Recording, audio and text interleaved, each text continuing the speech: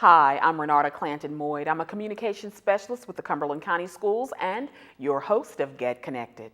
During this monthly show, we highlight numerous educational topics that face today's student, educator, and parent in the Cumberland County Schools. Now, children at the age of 2, often referred to as the terrible twos, can be a handful. If those behaviors persist into the preschool years, learning in the classroom can be hindered. Now, after this break, we'll talk with 3 preschool experts in the Cumberland County Schools about what's being done to curb challenging behavior in the early years on this edition of Get Connected.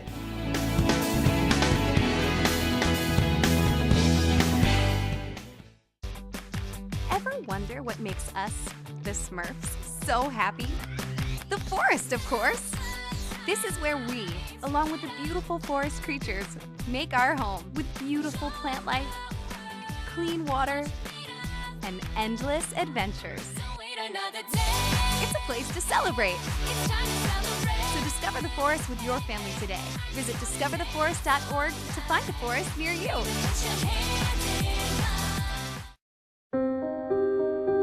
Here's to the things that can keep us safe.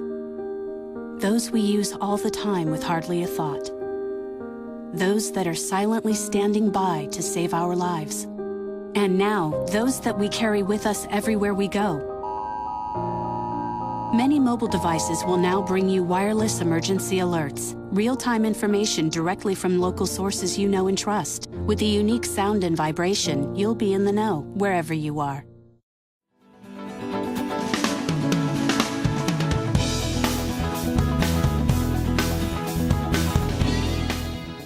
Again, thanks for joining us for this edition of Get Connected, where we're talking with Jill Basnight, who is the Cumberland County Schools Early and Special Education Preschool Program Specialist.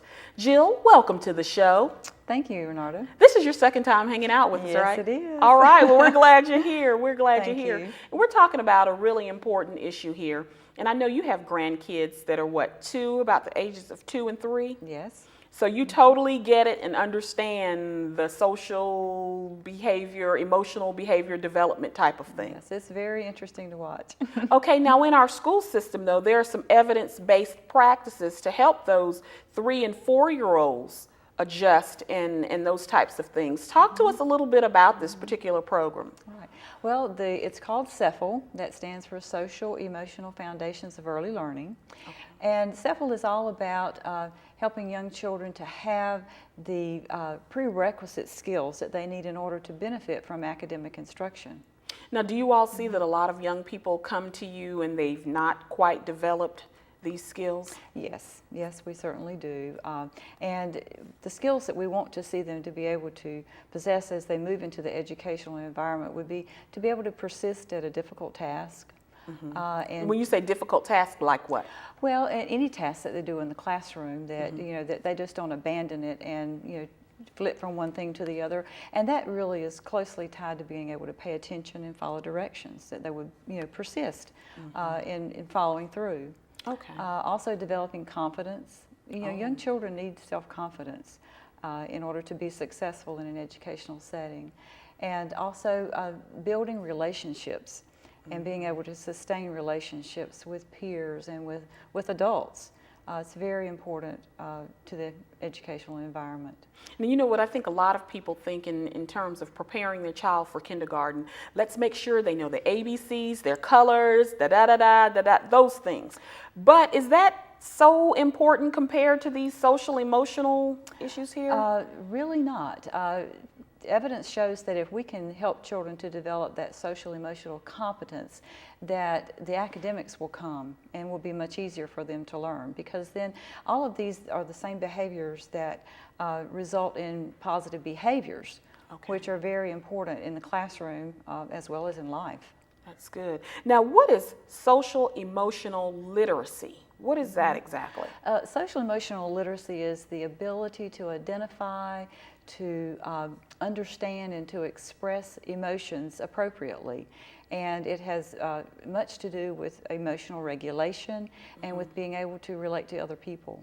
So in essence, if your child is, let's say, the age of 3 or 4, and the teacher maybe takes something from him or her and the child tries to bite the teacher instead of using words to express themselves, and that's a lack of social literacy, correct? That is correct, and you see this quite a bit too with children, between children. One of the things that we want to be able to them to do is to cooperate, to negotiate, for children to use diplomacy, and that's a really cool thing to see in a 4-year-old when they have learned to negotiate with their classmates and problem solve, rather than hitting or snatching or crying or tattling to the teacher. When they learn to negotiate those interpersonal conflicts, themselves, then that is quite a skill that they can take to the educational setting, moving on up into kindergarten and first grade. So it's normal, I guess, for them at this age to negotiate and share and those types of things. I guess my 3-year-old is me, it seems. That's right, that's right. But no, that's not normal. And that's what SEFEL is all about, is to create a nurturing environment where the children see positive social emotional skills being modeled, and then they actually specifically teach those skills. It's very intentional. Now, was this used in all of our schools, or where in our schools do we find SEFEL being used? This year was our first year when we launched this initiative, and we started in 5 elementary schools. All 5 teachers had heard about SEFEL and said, please let me participate this year, and it's our first year sites. We're very proud of them. They've done a great job. But we are on a 5-year implementation plan, and within 5 years we plan to have SEFEL in all 66 preschool classrooms in the county. That's great. Yes, so we're adding about 16 or 17 classes per year. That's good, Jill. Well, I tell you, I guess you all are leading the charge with this, and I guess we're kind of monitoring and seeing how it works and those types of things, but it sounds like it's very successful. It is, it is, and the teachers that have been in the classes this year are very excited about what they're doing. All right, and we're going to talk to a couple of them later on. Okay, that's great. That's a good thing. Well, thank you so very much for joining us and talking about this, okay? Thank you. You sit tight. We're going to go to a break, okay? Don't go anywhere. All righty. All right, okay? Don't you go anywhere as well. Sit tight for more Get Connected.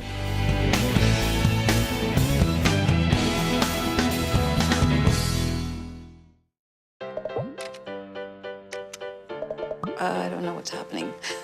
Start a new chat. What did I do? Okay. Wow. That is so weird. Hey! Hi! Oh my gosh. Hi! God, I don't even know what to say right now. I'm so nervous. Gia, you're so big. Come closer to the camera. Wait, now you're in my face. That was so good. You can say with me, imagine what you'd see if every child had a book to read. So the mission is for us to get a book to each and every child. So let's join hands, book people unite. Unearth hidden passion. Come on, we'll have a good time. One book could be the first element, helps to change a life. People unite. Read to a child today and spark a lifetime of ambition.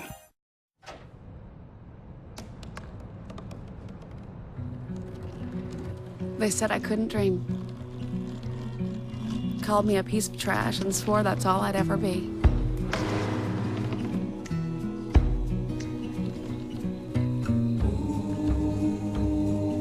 Said a bottle couldn't see the ocean.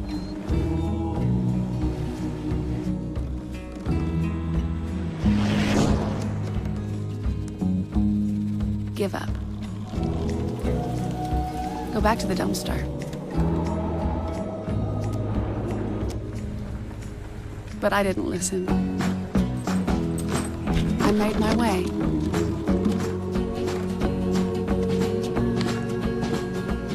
And now, I am what I've always wanted to be.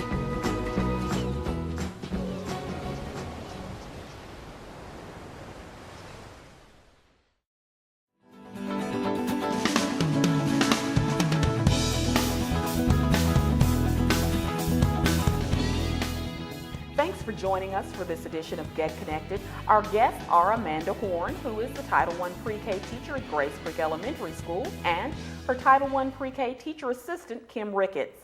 Now we're talking about what special efforts are being made in the school system to curb the sometimes challenging behavior of the pre-K student. Amanda, Kim, welcome to the show. Thank you. Thank you. So good to have you all. Maybe you can give me some insight. My 3-year-old, and I'm just trying to hang on, but you all are parents and you know how that is, right? Yes, ma'am. Absolutely. Okay, all right. Well, tell me, what is, or how is your class different from the other pre-K classrooms? In our pre-K classroom, we have set up a structure that provides children with what the expectations are, what we expect, how we expect them to behave, what specifically we want them to learn, and how they interact with each other. And I was thinking about that question last night, and we don't have a timeout chair. No timeout? No timeout chair in our classroom. So you just can do whatever? No, well, no. Each behavior has a result, and children who lose social emotional control need to go get that control back. And that might mean they have a place where they need to be by themselves, but they're not there to be punished. You're not being punished. If you can't follow the rules on the playground that make you safe, then you're not going to be able to go on the playground until you're ready to follow those rules that make you safe. So it's not looked upon as punishment. I can't do this because I didn't follow the directions. It is, I have to get myself together so that I can be safe, or I have to get my emotions together so that I can interact with everyone else. And that's a big difference. When I started teaching 11 years ago, my classroom was full with AtRisk Pre-K children, just like it is now, and I was on the defense.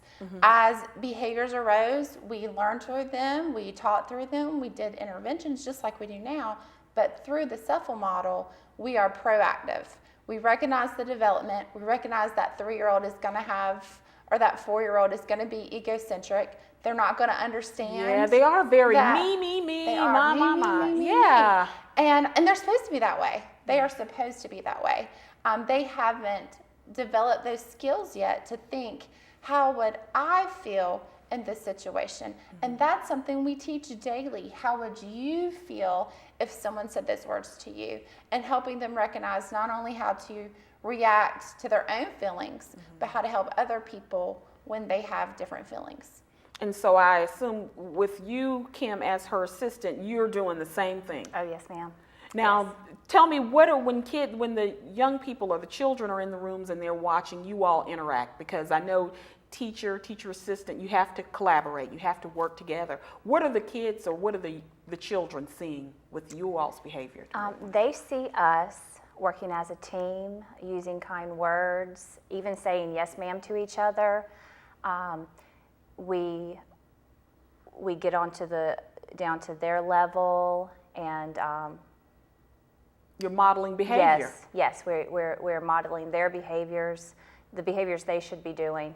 You know, we even asked them the other day, I said, if I looked at Miss Ricketts and said, I am not your friend, I don't want to play with you, they said, oh, you would never say that to Miss Ricketts. So, because they say those things to each other. So they see that we would never treat each other that way. That's a good feeling. That means we're modeling it the right way. And we have a seamless roles. You know, I tell them that if I don't try to do Miss Ricketts' job and she doesn't try to do my job, that we work together to help each other. And that's the same with the jobs they have in the classroom too. They have their own little jobs and they try to do each other's jobs, and that's when Miss Horne pipes in and says, you can't do other people's jobs, it hurts their feelings. Oh, okay, now we're going to talk about these jobs. Okay, but first let me ask you this. Describe to me the typical day in your classroom. In the morning, we have open centers where it's warm and inviting. Parents are coming in, they bring their children to the classroom. The children independently, in the beginning, they have parent support when unpacking their things and following the routine. Now, by this time, they independently unpack their things. There's a sign-in on the smart board, and then they begin to choose a place to play where they sign in to play and begin to start their day interacting with each other. It provides us a time where we can greet the parents and talk with them and get any information that we need to get. It provides a relaxed time where if a child fell asleep on the bus, or had a rough morning, that we can give them the nurturing that they need. And sometimes that happens. You know, sometimes we're snuggling on the couch reading a story with a friend who just wasn't ready to start his day in the morning. And when he gets that, he is able to then start where he's supposed to start in interacting with other children. Whereas, you know, in a lot of settings, that's just not optimal. That's just not provided. You really have to jump right into the academics where we can ease into our day and kind of have a emotional check. How are you, Renata? Are you having a happy morning? Are you feeling good? Are you ready to start school? Why don't we do this at work? I know. Like have an emotion check. We should wear signs. But you know, young children are way more forthcoming with how they are feeling. Like they are very able to tell you exactly. And we have one that starts every morning like sunshine, and then we have one that comes in and he's falling asleep on the bus. I have to pick him up and carry him into the classroom. Do you, Kim? Yes. Oh. Yeah, but now let me ask you this now. The children that you all serve, our pre-K program for at-risk students as well, pretty much, correct? At risk. Okay. So, I mean, so you're teaching them those social and emotional things, but then you're also giving them that extra what they need in order to be successful as a whole. Yes. Okay, that's good then. All right, now tell me about the class jobs. I'm sorry, did I cut you off about the what you do typically? Well, and we can lead into those class jobs. And after we finish with our first center time, then we have a meeting to plan our day, and we check around to see who is missing, and we wish those people well. So we put them on a board where we wish them well. Wait a minute, okay. When we're not here, we wish you well. Okay, so you're wishing people well that aren't at school right. that day. And our meeting has a structure to it. That's the first thing we do. And I have a book that I flip that shows them in the beginning where now in May they could lead this meeting without me. I could not even be there and they could do it. And then they wish them well. We welcome back anyone that's not there, and we give them a kiss. You were gone and you were missed. Where would you like your butterfly kiss? Because all children are not going to want to be kissed, and all children are not going to want to be hugged. So it's important to ask them, how can I greet you? How can I welcome you? And you've met adults that don't necessarily that aren't huggers. Respect that boundary, right. Who hug you whether you're a hugger or not. So it provides them a way to learn the respect that's necessary to interact and be social. Right. And not when you just say not just in kindergarten, always. Yeah, and when you all say kiss, you don't mean like anything. It's a puppet. It's a puppet. It's a puppet. Oh, so a it's puppet. a butterfly kiss from Or a the puppet. dinosaur kiss, or that one we was have different fun. puppets. Oh, okay. I'm getting there. Okay. And so that's a job. That's a job. Once I've modeled that long enough, that person that job, the wish you well person, and welcome back other people, once I've modeled how to do that. And we call it the classroom greeter. Okay, so the classroom greeter. Okay. Right. And you know, every child wouldn't necessarily want to be that. Just like every child isn't necessarily a line leader. And every child isn't necessarily a trash helper. Some children don't like to touch trash. So we ask them in the beginning, these are the expectations of this job. Is that would you be good at that? Would you be good at picking up the trash? Some children don't want to do that. Some children don't want to be the leader. So it's a great way for children to optimize on their skills and recognize their skills. And then we don't change it every day. If you are in that job, you get to be that job till you are successful at it, till we're ready to change. It's usually about a week, 2 weeks. 2 weeks. Depends on. 2 weeks. Yeah, we can kind of tell when it's time to change jobs. There's a lot of thought that goes into all of this, isn't it? And it's the whole, you know, our curriculum, when you enter the classroom, you think, oh, these children are playing. But there's so much intentional things for children to have successful play. they don't just come in knowing how to do that. They don't come in knowing how to interact with someone else. And sometimes that plays on family dynamics. Do you have a large family? Are you an only child? Do you have older siblings who help you with everything? Did you have a mom that worked? Do you have a mom that stays home? You know, those family dynamics play into a child's competence and independence and kind of their social needs. So we're able to meet those where they are and then help them develop what they need, not just to go to kindergarten, but to be socially competent members of society. Yeah. Now let me that's ask how you we all, look at it. both of you, something here. What you're sharing with us may sound like, okay, that's, you know, it's very interesting, don't get me wrong, but then with that same thing, you all didn't just come up with this. You had to go through some type of training, Yes, correct? sure, yes. So that you could know the proper techniques, correct? Yes, ma'am. Okay. Do you want to talk to us a little bit about that? Well, this was my first year. Miss Horne had her training, I'm assuming the year before and during the summer. And I had 3 stages of the training, and we had to go to the classroom and learn, and then we actually visited other counties who already have this SEFEL Right, good. SEFEL in place in their classrooms and learned a lot from just visiting and seeing that we had already had a lot of those things in place, even not have learned SEFEL. So it was really great. It was a great thing. Now, do you all find that I know that they get this type of training, this modeling at Yes. school, but then do you try to bring the parents in so that they can understand how to continue this on into the home? Because I think of myself as a parent, I hope that I would be able to do that. Right. But talk to me a little bit about that. In the beginning, when we have a parent meeting, I use some of the language and let the parents know the language that they're going to hear. Because definitely they go back and say, oh, mommy, you should take a breath. Like you should, yeah. Should take, you wait a should minute, say take a this breath. again. You should So take one a of our strategies when we're angry is to fill your balloon with air, or take a breath and let it out, or we drain where we get really tense and then we just let it all out. And those are great strategies from Conscious Discipline, Dr. Becky Bailey. About 6 years ago, I looked at things and I thought there's got to be a better way than this. And sure enough, she wrote a book like that. So, you starting those practices with specific strategies, because they're specific strategies, and the SEFEL just feeds the structure needed for that. The SEFEL provides a mindset and a structure for pre-kindergarten teachers, for any teachers really. I've had first grade teachers come to me and say, I don't know what to do. You know, I need some help. The color thing isn't working.